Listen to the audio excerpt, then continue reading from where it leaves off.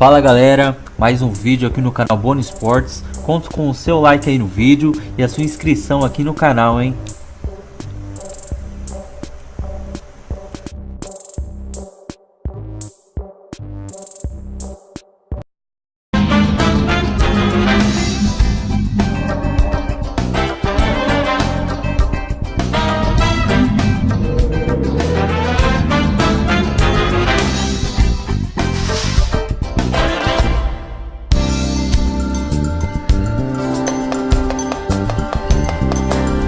É isso aí, fã de esportes, está começando o nosso Linha de Passe, seja muito bem-vindo, tá aí a nossa hashtag para você, já falei, repito, tranquilinha, ok? Tranquilidade para você assistir o programa hoje. A gente pega um pouco de gancho também, claro, nas férias de Eduardo Tironi. Aliás, eu queria até entender, tá tudo tranquilo para Eduardo Tironi, né? Eu tirei uma vez férias num período que o Tironi tirou 3, 4, mas cada um, claro, tem o seu tipo de negociação, né? Tudo bem, Tironi? Tudo bem. Tá aqui o Tironi do meu lado. Grandíssima mentira, mas tudo bem. Tá tudo bem. O Mauro tá aqui que não me deixa mentir. Tudo bem, né, Mauro? Tudo bem. É uma sequência interessante. Exatamente. Pessoas hoje tristes com a despedida do Wenger, que ainda vai tocar o barquinho até o fim da temporada, tem a despedida do Tironi hoje também, né? Meu Deus. Eu acho que é uma coisa muito mais... O Tironi volta, né? Eu volto. Mas é muito mais relevante a ausência do Tironi nesse momento, né? Ó, evidentemente, se caso falando do Wenger, de fazer um clipe com o Tironi. Tudo bem? Declarações, foi tranquilo. E aí, sossegado, né, Bertozzi? Beleza? Beleza, né? Vai ser igual o Wenger, que o Mourinho passou os últimos anos todo deitando nele, aí hoje não, pô. Bacana agora, né? Aquela coisa bem forçada. Mas enfim, né? Wenger, né? Acompanhe nos canais ESPN os últimos dias de Wenger, né? No comando aí do Arsenal. O que será que vai acontecer depois com ele? A gente vai saber em breve. Bom, fã de esportes, eu já falei a hashtag. E nós temos uma enquete aqui para abrir este Linha de Passe de sexta-feira. Tem mais rodada do Campeonato Brasileiro aí, segunda rodada, né? Vamos analisar o que aconteceu durante a semana com perspectiva para a sequência do Campeonato Brasileiro. E olha só, qual torcedor está mais irritado com o seu time, hein? Será que é o torcedor do São Paulo ou do Flamengo? E eu ainda tenho mais uma opção para você, hein? Ainda coloco o Internacional nesse pacote, porque o Internacional também foi eliminado de forma precoce da Copa do Brasil, assim como foi eliminado de forma precoce, porque teve o confronto pesado ali com o Grêmio no Campeonato Gaúcho. Então aí você tem o Flamengo, né, numa sequência já de muito tempo aí, deixando o torcedor furioso. São Paulo está na mesma situação, os times têm algumas similaridades que a gente vai conversar aqui no programa, e também o Internacional, que também tem suas similaridades, até com o São Paulo ali, troca de técnico, trocas de diretoria, enfim. E a gente vai falar sobre tudo isso aqui no programa. Você participa, tá aí, ó. Flamengo, São Paulo e Internacional. Qual torcedor está mais irritado com o time, Arnaldo? Perguntinha difícil, né? Eu acho que são irritações diferentes, frustrações diferentes. Todos estão irritados, né? Todos estão, de uma forma ou de outra, sim, né? Eu acho que o torcedor do Flamengo ainda tem mais possibilidades de ter um 2018 feliz. As possibilidades do torcedor do Internacional e do São Paulo de um 2018 feliz estão rareando, né? E a eliminação da Copa do Brasil de ambos nesse meio de semana faz com que o Inter só tenha o brasileiro e o São Paulo só tenha o brasileiro e a Sul-Americana. O São Paulo é até uma situação curiosa, para dizer o mínimo, porque o São Paulo, com outro treinador, com outros jogadores, com outra diretoria, em 2017 se encontrava na mesmíssima posição nesse momento. Ele tinha sido eliminado na semifinal do Paulista, também pelo Corinthians, e na mesma fase da Copa do Brasil, só que pelo Cruzeiro em vez do Atlético Paranaense, e tinha sido eliminado também da Sul-Americana pelo Defensa e Justiça. A diferença é que o São Paulo ainda tem o jogo de volta contra o Rosário Central. O resultado na ida foi bom até. O São Paulo aí teve o brasileiro só pela frente, enquanto o Inter disputava a Série B tentando voltar.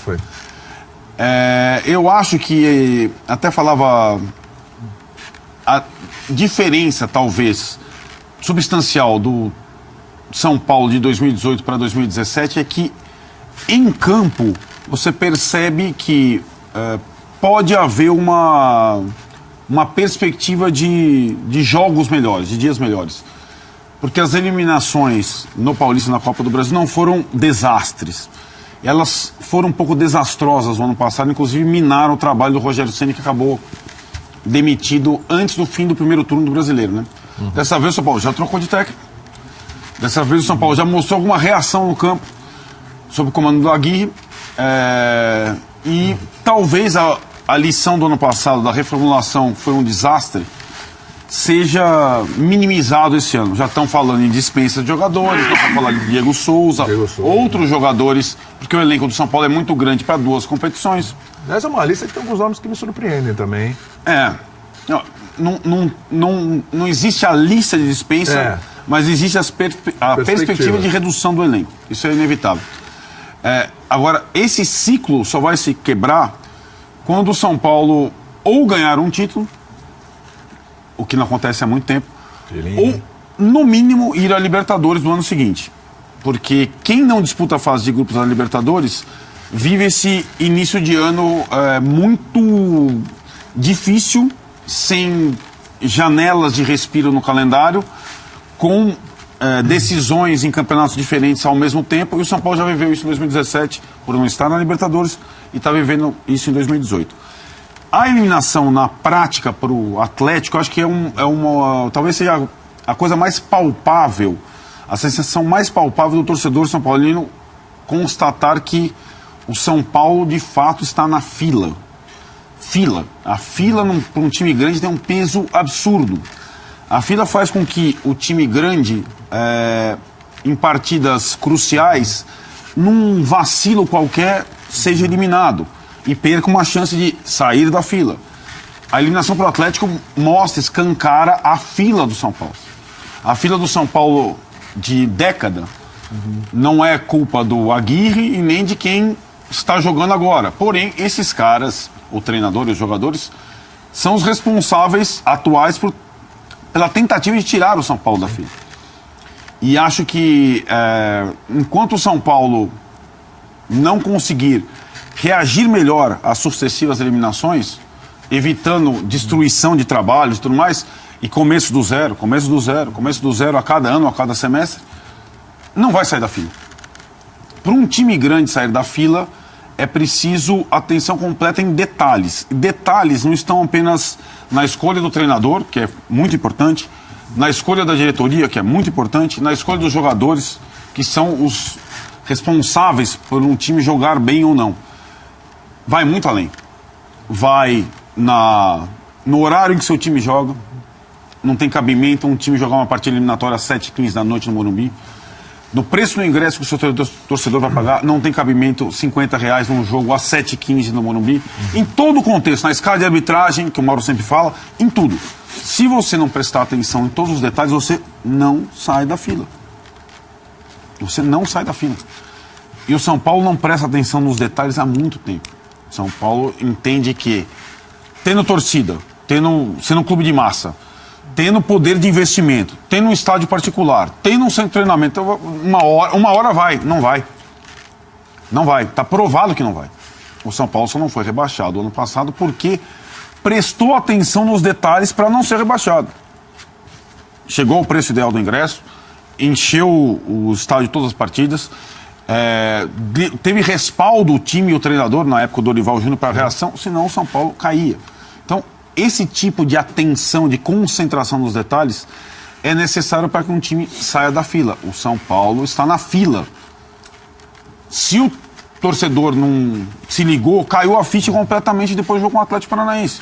Um jogo em que o time, contra uma equipe que está talvez praticando, curiosamente, o melhor futebol do Brasil, se não depois do Grêmio, sim, em termos de volume de jogo, depois de um primeiro tempo muito bom de abrir 2-0, o São Paulo foi eliminado. Não que tenha jogado de forma desastrosa, mas não teve a concentração necessária, a atenção em todos os detalhes dentro e fora de campo para se classificar.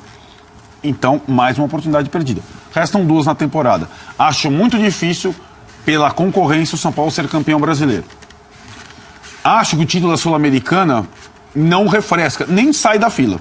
A não ser que comecem a cair times grandes da Libertadores e a Sul-Americana ganha um corpo que ganhou, por exemplo, no ano passado com a final Flamengo Independente.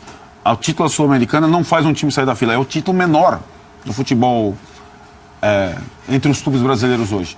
Então, eu acho que a missão que resta, mínima, é a classificação para a Libertadores de 2019. É a mínima, para pelo menos quebrar esse ciclo de 2 temporadas em que, em maio, parece que está tudo perdido. Não tem mais nada a fazer a não ser disputar o Campeonato Brasileiro de pontos corridos sem a perspectiva de ganhá-lo. O que parece acontecer de novo esse ano com o São Paulo. Posso discordar? A Sul-Americana não sai da fila? Então, eu acho que essa é uma questão que a interessante Sul-Americana, aqui. no contexto do São Paulo, ia ser comemorada como um título de primeiro. E eu acho que é um título internacional, cara. Acho que é que 2012 ficou aquela coisa do jogo que não acabou, aquela coisa meio esquisita, né? É que assim, eu acho que Mesmo assim é uma fila de 6 anos. Mas eu acho que pela situação do São Paulo, cara, a Sul-Americana, pra mim, tem o tamanho quase de uma Libertadores nesse momento. Só para me explicar melhor. Eu acho que nessa atual conjuntura, um estadual, uma Sul-Americana, dependendo, se fosse o estadual passando pelo ganhando Corinthians, Corinthians vencendo e o Palmeiras, Palmeiras, todo mundo na Paulista. Claro. Seja Sul-Americana contra um time argentino, contra um time brasileiro, se fosse contra o Tigre, de novo, claro, comemoração tá, mas não é uma sensação de... É que a Sul-Americana, ela se fortaleceu de 2012 pra Sem cá, dúvida. porque mudou o critério de classificação. Acho que é muito difícil ter outro Tigre, vamos dizer assim. Ano passado mesmo já foi Independente e Exato. Flamengo. Vão vir times da Libertadores. Então acho que se vier a Sul-Americana, ela vai ser certamente contra times tradicionais. Só por exemplo, só um detalhe aqui. Vamos supor que termina o ano o Corinthians campeão paulista, certo? Já ganhou, tá lá, e não ganha mais título nenhum. O Palmeiras bate na trave, Também não ganha. chega numa decisão, perde, tá, mas passa em branco. E o São Paulo fecha com o título da Sul-Americana. Pô, pra quem o ano foi melhor? Eu acho que sim. A questão é agora, tá pronto pra ganhar um título? Não tá. Agora, como é que você racionalmente tem que olhar pra esse momento? Não há dúvida que o São Paulo hoje joga o melhor futebol que já jogou esse ano. É doloroso porque claramente não chegou a tempo suficiente de não ser eliminado de 2 competições. E o São Paulino não aguenta mais ser eliminado. A verdade é essa. Ele já não são eliminações tão vexatórias quanto outras nessa caminhada toda de Paulista para Penapolense, de Copa do Brasil para Bragantino, de Sul-Americana para Defensa e Justiça. Mas ainda Eliminado pelo assim, Juventude em Copa do Juventude e Copa do Brasil, mas são eliminações seguidas e dolorosas, porque tava na mão, né? 2-0 tão rápido, em casa. É aquela coisa de não é só o time também, é a cabeça. A gente discutiu tanto, o Corinthians jogando mal, um olha pra cara do outro, calma, vai dar, calma. E o São Paulino, na hora que toma aquele gol do pênalti, o cara fala, não é possível, velho. Tava na mão, aí, e o clima já volta pro segundo tempo outro, aí o segundo gol mata tudo de vez, você vai buscar totalmente desordenado. Então acho que o problema é esse, sim, estar na fila te faz duvidar o tempo todo, né? Perfeito. Lembra o Palmeiras com a Inter de Limeira, Exatamente, com o Bragantino, com o Novo Horizontino na época da fila? Cada confronto que podia te deixar mais perto de um título era um desespero. Então, acho que isso acontece também. Agora, tentando ser bem racional aqui, acho que o São Paulo está num caminho de melhora. Vai chegar o Everton agora, que vai ser útil, é um cara que acho que o Aguirre vai poder usar em mais de uma função. Acho que alguns jogadores estão até surpreendendo em rendimento. O próprio Valdívia, por exemplo, que é um cara que vinha tão mal do Atlético e tem sido um dos mais regulares até do São Paulo. Nenê mesmo. Nenê muito bem. Então, calma. Eu sei que é difícil pedir calma para quem não tá ganhando nada, mas não tem outro jeito, quer dizer, o trabalho tem que ganhar tempo, tem que ganhar jogos, claro, ganhar jogos nos 2 sentidos, né? Ganhar número de jogos e ganhar jogos também. Mas que é duro de engolir, né? É duro pro torcedor engolir, porque senão a gente vai ficar sempre pedindo calma, né? Não dá para pedir calma pro torcedor de São Paulo mais. Mas para quem tá administrando, essa calma tem que existir. Acho que uma coisa muito positiva o Aguirre podia muito bem falar isso tudo que eu tô falando aqui na entrevista ontem. Falou, estamos evoluindo, mas não estamos prontos, o time deles tá mais fresco, tá mais descansado, né? Tá menos rodado e ao mesmo tempo teve mais treino por causa disso. São várias coisas que ele podia chegar e falar. Ele só chegou e falou, não tem nada de bom para falar, fomos eliminados, acabou. Ele tá certo. E acho que é bom que essa indignação exista, né?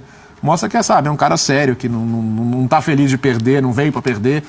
Então acho que internamente ter tranquilidade. Assim. Acho que o São Paulo já melhorou do que o Aguirre pegou. Sim. E acho que, infelizmente, esses jogos decisivos, tanto o sorteio não foi generoso, né? Podia ter sido mais. Vários outros times, acho que o São Paulo poderia ter passado sem grandes sustos. Mas nesse aspecto também, às vezes a sorte tem que ajudar, né? Não ajudou dessa vez. Mauro, o Arnaldo falou de perspectiva de jogos melhores para o São Paulo. O Bertozzi concorda também, né? Uma perspectiva de melhora. E o Flamengo, hein? Qual a perspectiva? Nenhuma. Zero. Hoje não vejo nenhuma perspectiva. Aliás, o Diego não vai jogar, né? Sentiu uma lesão, não estou aqui duvidando da lesão, mas que sorte dele, né? É sorte se machucar justamente quando o nome dele vai lá para o muro do clube, com a torcida finalmente percebendo o quão inútil até o Diego é em alguns jogos, a palavra é essa. E como ele atrasa o time do Flamengo, o time não flui, ele retém o jogo, ele carimba todas as bolas, ele não acelera, ele não dá dinamismo à partida, ele cruza 800 bolas na área, pouquíssimas resultam em alguma coisa. Nesse último jogo até resultou num gol, mas outras 7 foram cruzamentos inúteis. Depois perdeu uma disputa de bola que gerou gol de empate do Independiente Santa Fé. E justamente nesse jogo não pode jogar o Everton Ribeiro, né? Que era a oportunidade do Everton jogar sem o Diego, para ver o que acontece. Não em um jogo, mas em alguns pelo menos. Já que quando os dois vão mal, sempre quem sai é o Ribeiro. O Diego não sai. Era assim com o professor Zé Ricardo, com o professor Rueda, com o professor Carpegiani e agora com o professor Barbieri. Os professores não tiram o Diego, deve ser o melhor aluno da classe. Pelo menos na escolinha lá do vestiário, porque dentro de campo não é o melhor aluno, longe disso. Então não vejo assim não vejo perspectiva a curto prazo, com a mentalidade que domina o futebol do Flamengo e tudo mais. Eu acho muito difícil mudar. Tem que haver algum fato novo, alguma coisa tem que acontecer. O São Paulo, com a mudança de treinador, teve um pouco a mudança de perfil no jogo quase que imediato, né? Você acha que que coisa mais difícil, né? Um treinador, né? Você vai... Mas um treinador... Qual, né? Exatamente. Por enquanto é o Barbieri. Efetivo. Poderia causar esse clique. Vamos imaginar o seguinte, né? Aí entra um treinador com mais cancha do que o Barbieri. Isso. Aí ele resolve mexer em 3, 4 desses intocáveis. O Arão deve voltar ao time. Por quê? Ninguém sabe. Ele sempre volta ao time, né? Parece um bumerangue o Arão. Ele vai lá no fim do mundo, mas ele volta. Opa, tá aqui ele no time de novo. Eu na redação. É interessante isso, como ele vai e volta, ele vai e volta. Mas assim, quais foram os bons jogos do senhor Arão para que ele volte ao time titular do Flamengo? Não tem bom jogo. Não tem bom jogo. Às vezes ele faz um brilhareco quando ele chega na área, faz um gol e tal. Ele é bom nessa chegada na área adversária, no jogo aéreo até dele é bom. Mas jogar bola, jogar como um segundo volante, marcar, desarmar, fazer o jogo fluir, dar bons passes, muito pouco. Muito pouco. Aliás, ele até erra com certa frequência, perde algumas bolas fáceis e até a torcida fica bem impaciente. Mas ele volta. Por que será? Independentemente dos técnicos, alguns jogadores têm um lugar quase cativo. Então tem que ser um técnico com uma força muito grande e que possa, inclusive, enfrentar os dirigentes, no sentido de olha, eu vou fazer isso aqui e acabou, porque os jogadores são nitidamente protegidos. Então é muito difícil imaginar uma melhora. Assim, sem um fato novo, eu não consigo ver. Honestamente, eu acho que nessa saída, inclusive, do Everton, né, que não foi uma negociação, o São Paulo pagou a multa, para a alegria também do seu empresário, que fez um bom negócio e tudo mais. É uma boa grana, hein? Né?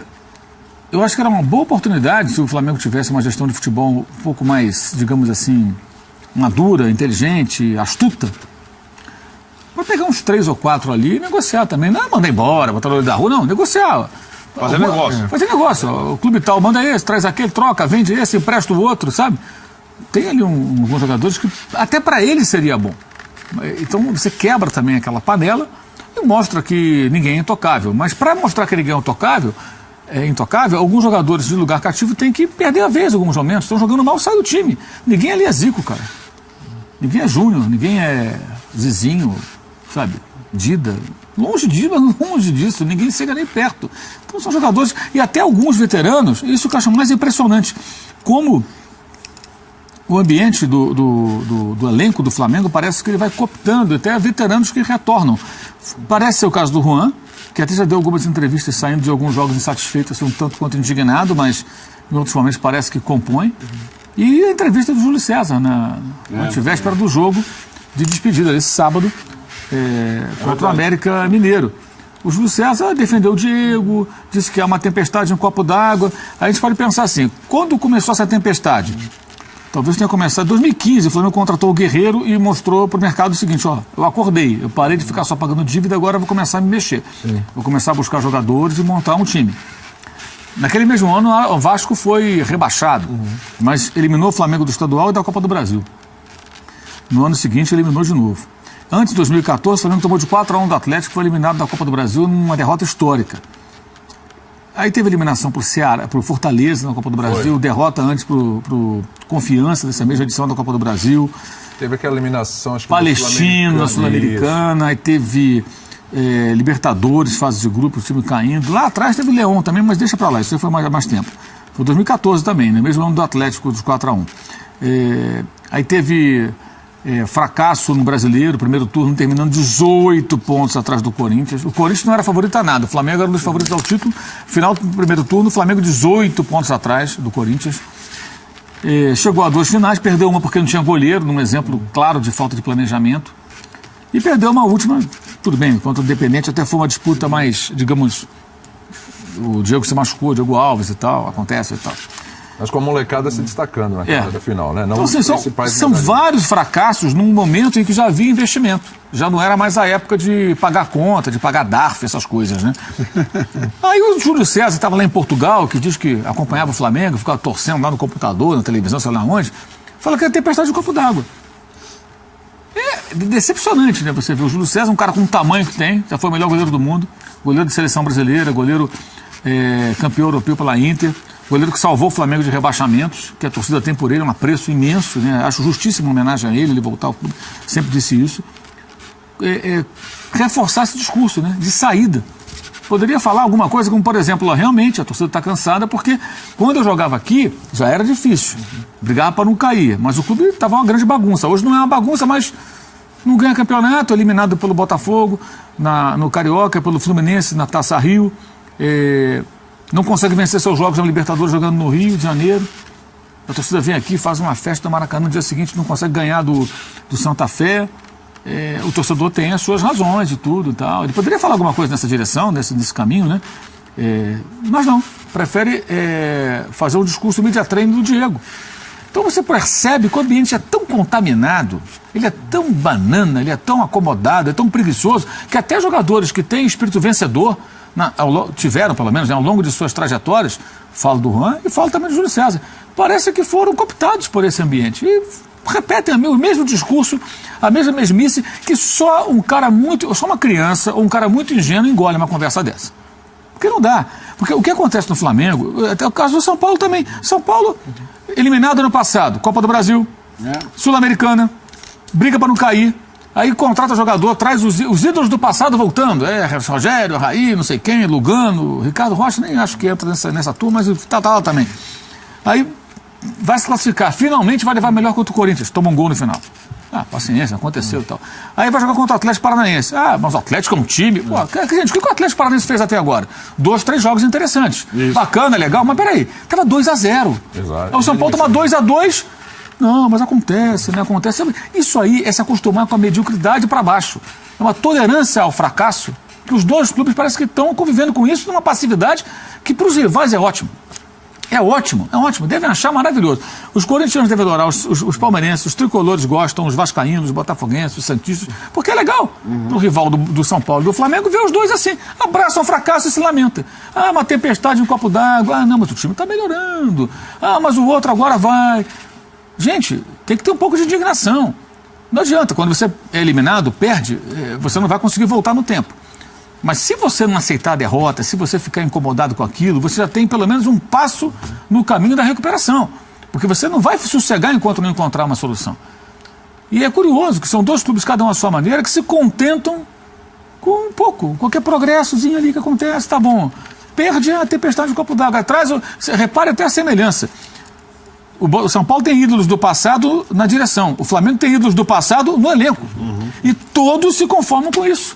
Eu não vejo ninguém dar um soco na mesa, ficar com raiva, cuspir a abelha africana e falar, não aceito isso, não pode ser eliminado em casa, não dá para aturar esse resultado, tinha que ganhar, tinha que fazer o resultado. Não vai resolver?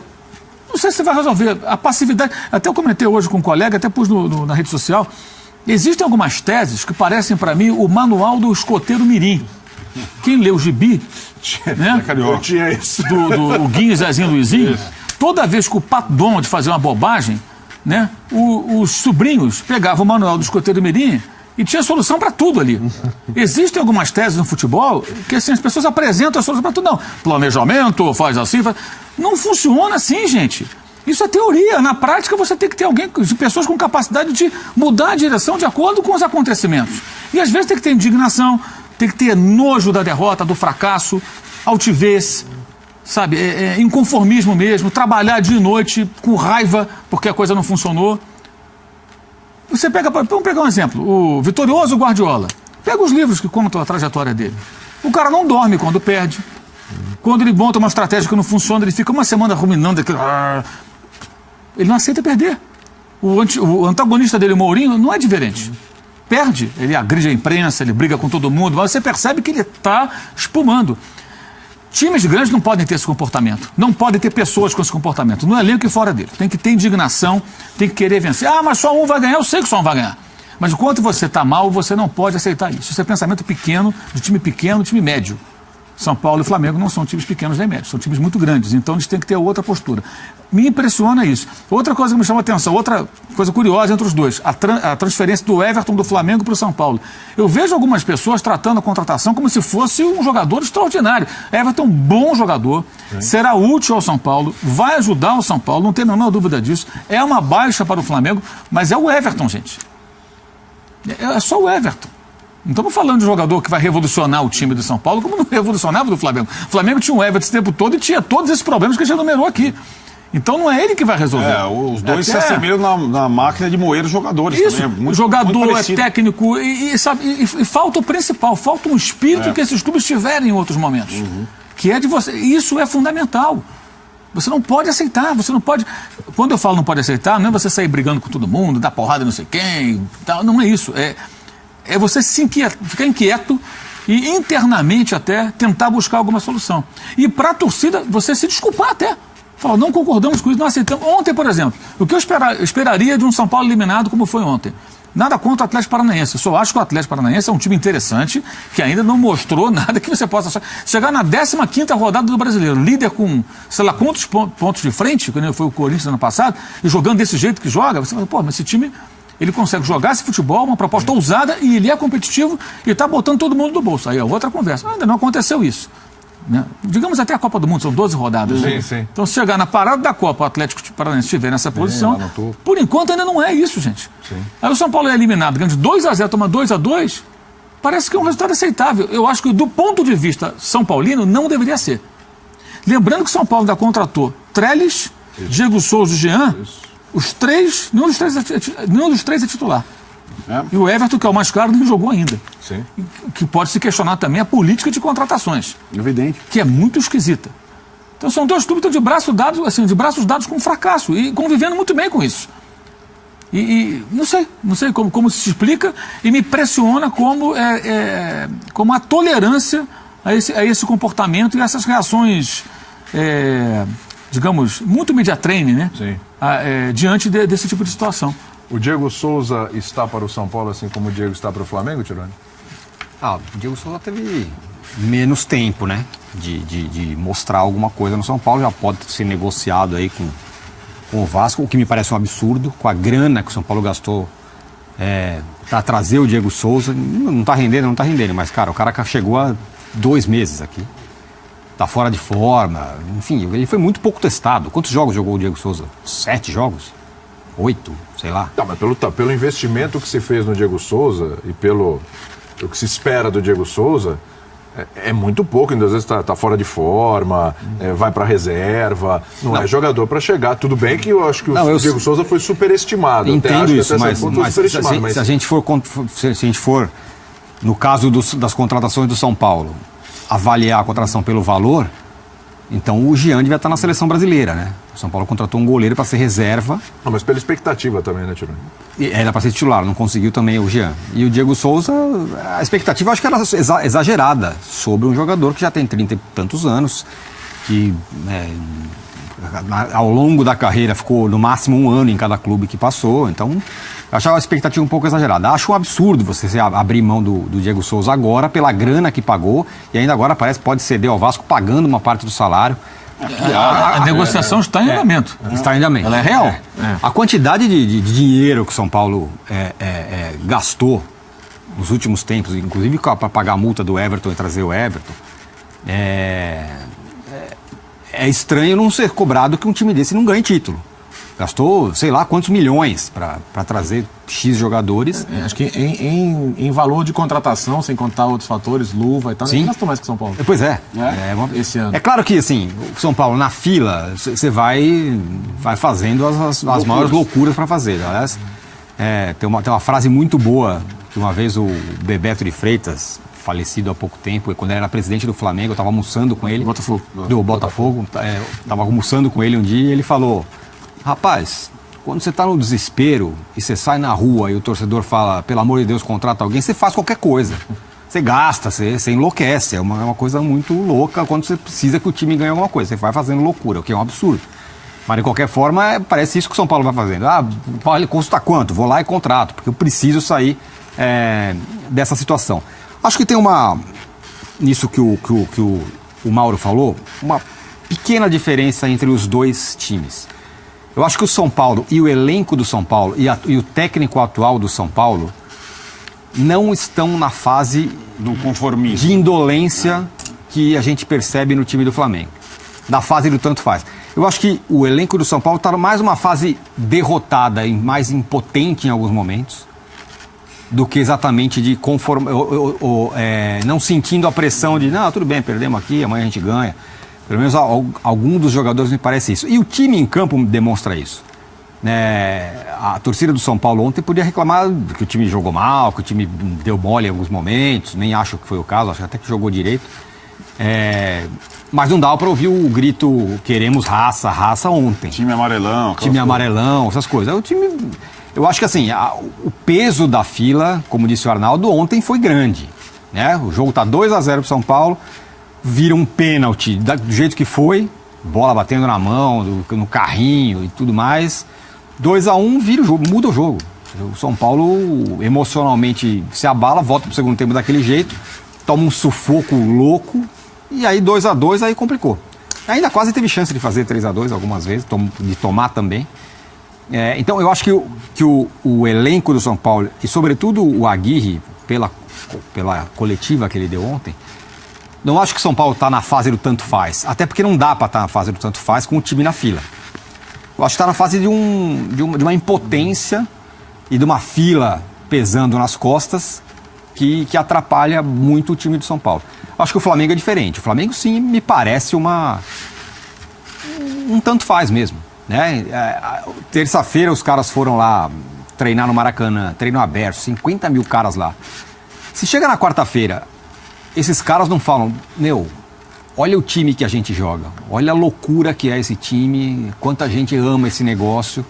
Se esses caras não entram em campo comendo a grama, querendo ganhar a qualquer custo, você começa a falar, não é possível que esses caras joguem futebol, não tem algum tipo de sangue ali, depois de tudo que viu na terça-feira. Claro, o estádio estava vazio, é diferente mas a situação, mas eles sentiram o que é a torcida do Flamengo. E na quarta-feira foi um time ali e tal, e que no fim do jogo também fizemos o possível, vamos melhorar e tudo mais. Então nesse aspecto eu acho que são um pouco diferentes. Acho que o São Paulo passou da fase da indolência, porque não consegue mais estar nela, porque a pressão da fila e tudo mais é grande. Acho que tem uma pressão ali para o time de São Paulo. A partir de agora, acho que o que não dá para o São Paulo fazer, e até nesse aspecto é curioso, porque a diretoria, ela parece que ela aprendeu e ela ensinou a torcida que tudo o que ela fez nos últimos anos, isso não vai funcionar. Não vai dar para desmanchar o time agora, não vai dar para trocar o treinador agora, não vai dar para fazer muitas coisas. São esses caras aí e tentar insistir com esse modelo que está aí, com esses jogadores, com esse treinador. Não dá para inventar muita coisa agora no meio do ano. Todas as fichas já foram jogadas. Agora talvez seja, na ficha seja insistir um pouco nesse modelo. E do ponto de vista do Flamengo, acho que aí sim é hora de dar mudança. E aí a mudança pode ser tudo. O Flamengo, como todos os times que estão na Libertadores, são clubes que não vão se movimentar até pintar a grande tragédia. Até não cair na Libertadores, vai tentar empurrar do jeito que dá para ver até onde vai chegar. Se cair na Libertadores, aí desaba. Aí pode vir técnico novo, pode mandar a cara embora, porque o ano já fica... Ano passado não teve nada disso. Então, mas Ano passado o trabalho continua, confio nos profissionais, não tem caça às bruxas, será que vai até o final o fracasso. Aí que tá, será que vai repetir esse ano? Então, eu não sei, não dá para saber. Porque assim, do ponto de vista... Talvez peça ajuda aos jogadores. Oi? Talvez peça ajuda aos jogadores. Já pediu uma vez, pede de do novo. ponto de vista da administração do Flamengo, tem até isso, né? A presidência está cada vez mais isolada, Bandeira tomando as decisões por ele, enfim. E talvez ele tenha uma hora que ele vai precisar virar isso, de alguma forma, né? Mas acho que até alguma tragédia grande na Libertadores, isso não vai acontecer.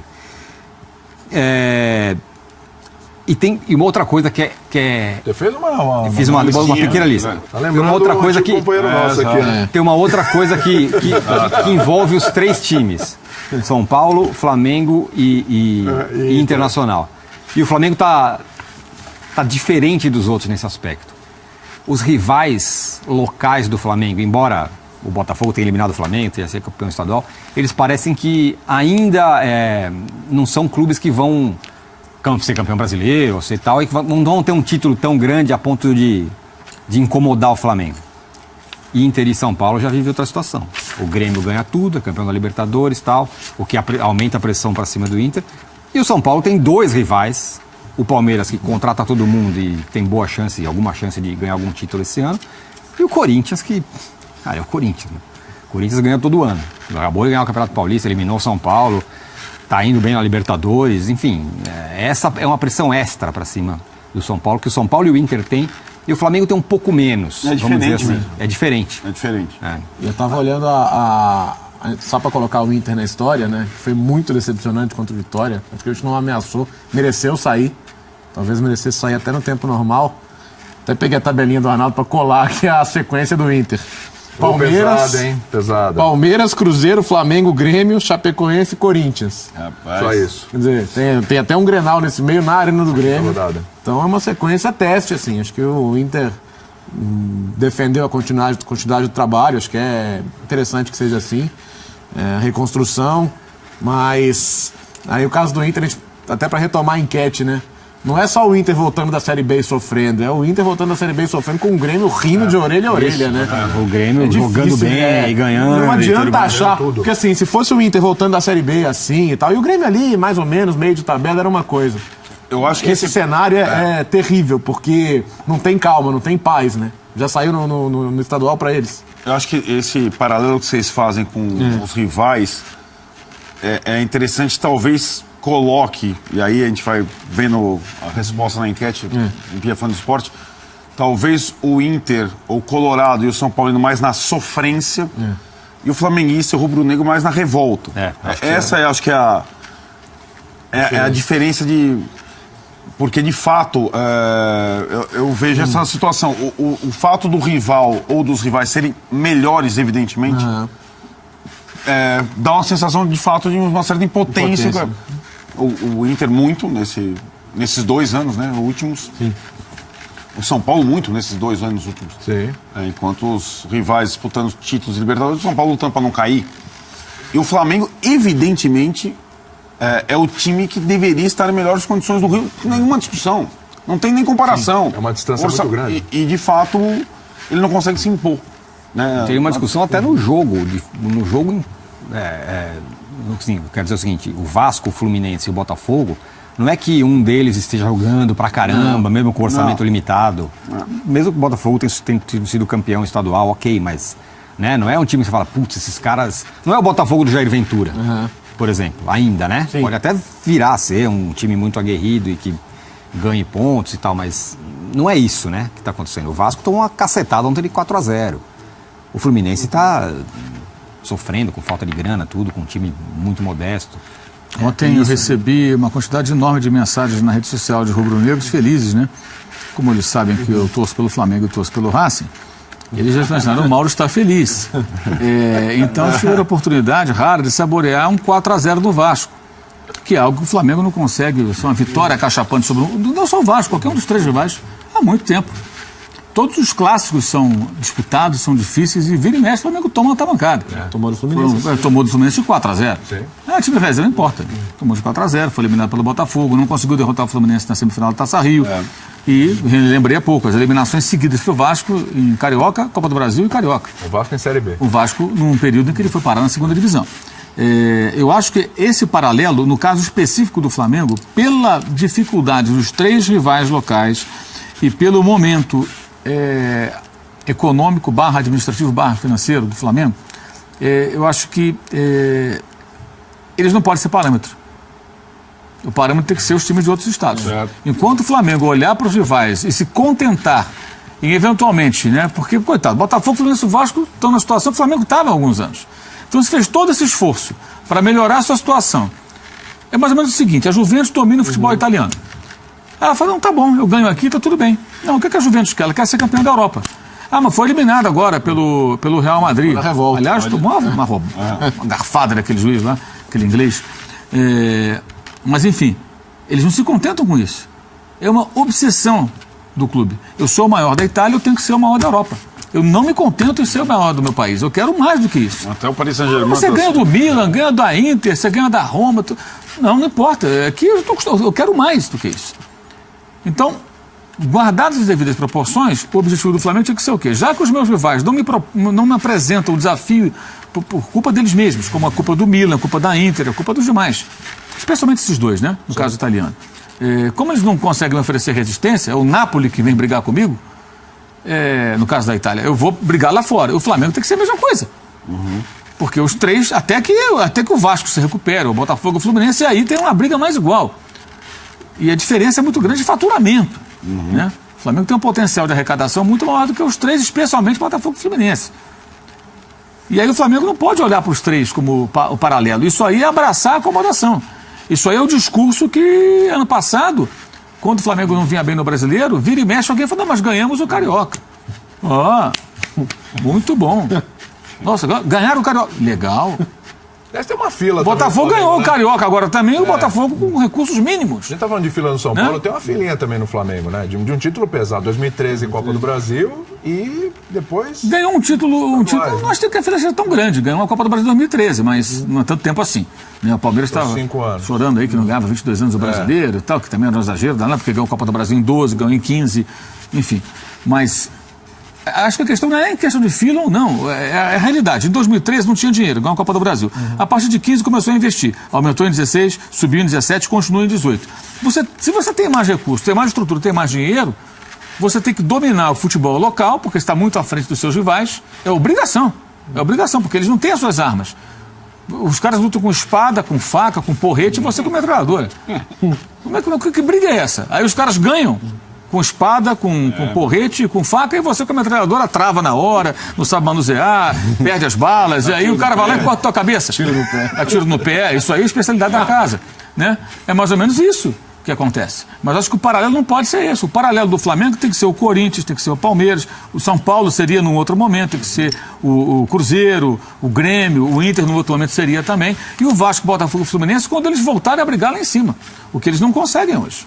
O que o Botafogo fez ano passado foi bonito, foi heróico e tal, sensacional, mas, cara, não dá para separar a questão econômica. Se você tem mais dinheiro, tem mais estrutura, você investe mais, tem a obrigação de fazer melhor, porque tudo passa por isso. Que é o caso que a gente falou agora do São Paulo. Exatamente. 3 contratações caras no banco. Tem alguma coisa errada aí, tem muita coisa errada. E essa negociação do Diego Souza é assustadora. O cara chegou tem 3 meses e pouco. Aí, de repente, vai ser emprestado ao Vasco com o São Paulo pagando parte do salário, que é o que se costura no momento. Se vai chegar a um acordo ou não sei. É parecido com o Giovanni Augusto, que o Corinthians paga parte do salário e está jogando pelo Vasco. Tantas outras situações. Quer dizer, pensa bem, você contratou um cara por 10 milhões de reais aos 32 anos, em baixa. Ele estava embaixo no passado, aí você 3 meses depois não serve, vou emprestar. Que gestão de futebol é essa? Então, não tem, eu acho que nesse aspecto... E essa é a pergunta, desculpa te interromper, mas a pergunta é para você. O que é pior? Você ser eliminado da Copa do Brasil numa fase precoce, dentro da sua casa, depois de abrir 2-0, o resultado que lhe daria a classificação, ou no dia seguinte uma notícia dessa? Eu acho que o pior é você constatar que as eliminações não te ensinam nada. E acho que o processo, como eu falei, é a mesma situação da temporada passada. Eliminado, reformula o time. Não tem uma mínima sequência. E acho assim, a questão agora é que no São Paulo não existe o responsável, já percebeu? Só o presidente é o mesmo, aliás. Patética a gestão, né? Não posso, uma palavra usurpando o Mauro, mas uma palavra educada. Porque a cada semestre existem novos responsáveis pelo futebol e, consequentemente, pelo time, porque muda o treinador também. Então, digamos que agora o Diego Souza não se encaixe no esquema do Aguirre. Eu ia falar, dane-se. Dane-se. Dê um jeito do Diego Souza ser aproveitado. Porque agora os ex-jogadores que administram o São Paulo, o Raí, que é o capitão, o Ricardo Rocha, o Lugano, são responsáveis por essas contratações. O Hernanes não fui eu que tratei e tal, não. Eu não sabia que ia acabar o contrato. O Prato já queria ir embora, não fui eu que trouxe. O Diego Souza, o Raí foi buscar lá no Recife, pessoalmente. Quando contrataram o Aguirre, já tinha que se conversar sobre exatamente, isso. Exatamente, Aguirre é o seguinte, meu elenco é esse, nós vamos com esse. O Diego Souza, eu acho que o começo do Aguirre é correto. Aguirre, você quer colocar o Cueva no banco? Põe. Quer o Diego Souza no banco? Põe. Agora sim, eles vão continuar parte do elenco. E assim está combinado. O responsável pelo Diego Souza no São Paulo é o senhor Raí. E ele tem que bancar o cara. Ele pagou 10 pau pelo cara. Não existe isso. 10 milhões de reais. Sendo que outro dia ele chegou no Fluminense e foi embora em poucos dias. Mas então, na hora de contratar, você pesa as coisas. Pagou, aguenta, engole, usa.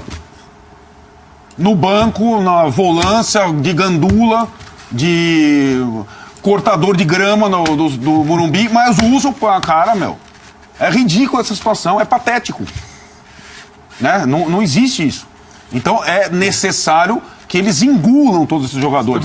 Se daqui a 2 meses, o Everton, que é um jogador normal, como disse o Mauro, o Everton, o Aguirre vai embora, vem outro cara. Putz, o Everton não encaixa no meu esquema. Paguei 17 milhões. Putz, vou emprestar e pagar o salário. Vai emprestar e pagar o salário lá na Casa do Chapéu, meu. Usa o cara. É óbvio. Se vira. O Nenê não ia embora outro dia, agora já é o melhor jogador do time. Útil. É a responsabilidade dos diretores, do treinador, bancar os malditos jogadores. Banca. Na hora de pagar 10 pau, ninguém pergunta de assinar o cheque. Banca o cara. Tem coragem? Banca o cara. Banca. 1 ano. Tem coragem? Banca. Eles não têm coragem. Tem que ser fica passando o cheque. Não. Na hora de assinar o cheque é fácil. Não é ninguém o cheque, né? O cheque é lá, São Paulo Futebol Clube. Não é meu, não é teu, não é dele, é do São Paulo Futebol Clube. 10 pau na conta. Banca o cara. Se pagou 10 pau, banca um cara. Né? O goleiro, 10 pau. Tem não sei quantos anos. Vai lá, daqui a 1 ano ele pode ser um grande goleiro. Vai bancar o cara. Justifica o investimento que fez. Certo? A responsabilidade é deles. Eles fizeram o investimento. O Diego Souza, todo mundo conhece. Ele não é um jogador inútil. Não é. Ele não é a solução dos problemas? Não é também. Mas ele pode, num campeonato de pontos corridos brasileiro, te dar 3, 6, 9, 12 pontos. Tá bom, deu 12 pontos. Dos 10 milhões, abate 12 pontos, já entregou um pouquinho. É assim que é o futebol. Os caras a cada 2 meses trocam jogador. Não é brincadeira. Isso é brincadeira. Brincadeira. Então, tipo, é falta total de noção. Entendeu? Esse negócio, se sair, o empréstimo pro Vasco, é uma paulada no trio de jogadores que o São Paulo colocou para... Se eles não têm condição de bancar um jogador que pagaram 10 milhões, de fato, a esperança de um novo horizonte fica completamente arranhada. E tem que justificar. Eu acho o seguinte, como o Mauro falou, a questão do inconformismo que o treinador mostrou na entrevista coletiva tem que ser administrada internamente pelos caras que comandam o futebol. Então o inconformismo é o departamento brilhante de arrecadação do São Paulo. Como é que cobram 50 pau no ingresso para um jogo às 7h15 da noite? Tenta ir no Morumbi 7h15 da noite, pagando 50 pau. Pelo amor de Deus. Não dá pra ir. Você tá louco. Não dá pra ir. Não chega. Quem não tem 50 pau e mora na Zona Sul, e tem 10, tem 20, encheria o estádio. É claro, sem dúvida. Entendeu? Mas os caras não pensam nisso. Não, os caras pensam nisso. Diretoria, quem que é o árbitro do jogo São Paulo Atlético Paranaense? Ah, fulano. Quem é o fulano? Ah, foi aquele que apitou São Paulo e Corinthians no Brasileiro, no Morumbi com 60 mil pessoas, naquela arbitragem super polêmica. Ah, aquele? Ah, meu. Com esse aqui? Ah, eu não vou pro campo, não. Como é que você me manda esse juiz? Aquele que 60 mil a favor e você aprontou, o último jogo foi isso? Não, mas, não, passa por... E aí o jogador e o treinador que acabou de chegar tem que resolver ali? Tem que ter a blindagem, a estratégia externa. E a minha esperança é que ex-jogadores que sabem lidar melhor com o meio do que cartolas que não entendem bulhufas, soubessem fazer isso. Se aconteceu o negócio de Diego Souza, para mim é um atestado de incompetência da atual diretoria do São Paulo, não tem outra definição. Vamos para o nosso primeiro intervalo? Alguém quer uma opinião mais enfática? Inventou uma opinião mais enfática? Então tá bom. Eu queria só dar uma informação. Pode falar, a negociação do empréstimo do Diego Souza ela está em andamento. Pelo São Paulo Futebol Clube, quem negocia é o Alexandre Pássaro, né, que é um profissional do clube, né? Que é o cara que negocia. Mr. Bird. Tava contratando o Diego Souza. Tinha o Alexandre Pato, agora tem o Alexandre Pássaro. E o Alexandre Pássaro conversando com o vice-futebol e o presidente do Vasco. São as pessoas que estão conversando sobre o Diego Souza. A informação que me deram agora há pouco foi: de 0 a 10, qual a chance de fechar? 7. Opa! Hoje. Passa de ano. Ou seja, não é um absurdo o que a gente está falando. Isso pode acontecer. Isso Sabe deve sabe acontecer. que vai acontecer, A não ser Paulo? que o São Paulo recue, que o Vasco não ofereça uma quantia, ou que o próprio São Paulo pense, poxa, vou emprestar um jogador que custou tanto dinheiro. Ele tá Gente, são pagando 10 salário. milhões de reais. Não é isso. E daqui a um ano ele vai ter 33. Se ele Veja- ficar até o final do ano, ele volta com 33 anos do São Paulo. Vai negociar com quem? Não vai negociar com ninguém. Sabe qual vai ser a justificativa? O Diego quis ir. Quando o jogador não quer ficar, é a mesma justificativa pro prato. Minha filha lá, não sei o quê. Cara, você pagou, dane-se. Você pagou 12, dane-se o problema familiar do cara. Na hora de você contratar, você perguntou se tinha problema familiar? Dane-se. O seu time tá na fila, acorda, negão. Você paga 10 milhões e tá beleza? Vocês estão loucos.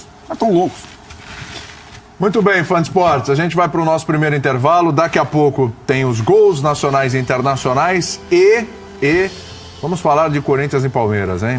O Roger hoje falou que acendeu o sinalzinho amarelo lá. Em compensação, lá no Corinthians, o sinal tá verde, hein? Embora verde seja uma coisa... Isso é sacanagem sua, hein? Vai dar... O sinal tá verde lá, vou fazer o quê, hein? Vamos pro intervalo, voltamos já já.